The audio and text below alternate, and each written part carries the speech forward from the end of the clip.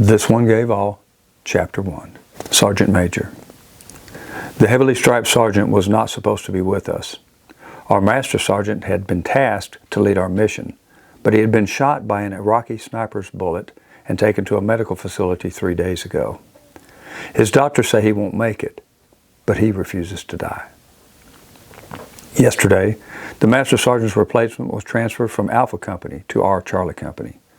This man wore the same 3 chevrons and 3 rockers the master sergeant wore, only this man had a star beneath his chevrons.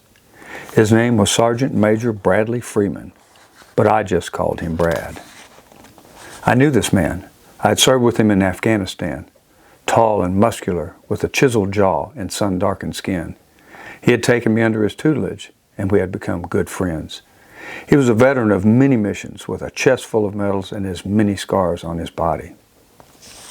Our new Sergeant Major clenched his fist over his head, which brought us to our knees beside a 4-foot jagged wall to our right. From our concealed position, we observed heavily armed Iraqis ushering a group of school-aged children into a warehouse. The Sergeant Major motioned me forward from the rear. "John," he whispered as I reached his side. "I read 6 insurgents and about a dozen children inside," he said, pointing to a tan-colored building. "Friendlies?" I questioned, hopeful. "Possibly. This one has children with him. It could be someone else entirely."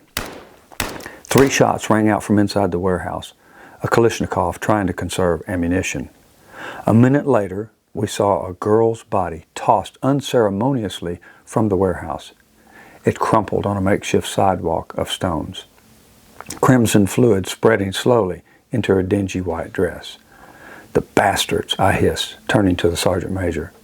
His dark eyes were already scanning the surrounding buildings, looking for insurgents in the shadows of doorways and inside the darkness of broken or open windows. Trying not to focus on the useless death of the girl, I searched for more of the bastards, hoping I could find one and then train the sights of my own weapon upon him. Pulling the trigger would be easier now. The Sergeant Major dispatched some of our men to secure the outside of the warehouse. Once they were in position, he led the remaining 6 of us across the road and beside the warehouse wall. "Specialist," the Sergeant Major whispered to our medic and pointed towards the girl laying in a pool of blood on the sidewalk of stones. The specialist rushed forward, knelt, and placed a finger upon the girl's carotid artery. He shook his head no. "Let's go," the Sergeant Major commanded, and led us into the building. It was dark inside. Quiet.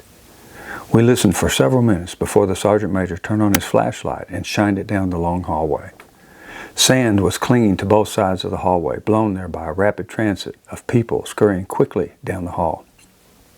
In the middle, a smeared trail of still warm blood trailed out the front door. Countless doors lined the hallway. We would have to check each one before going deeper into the building.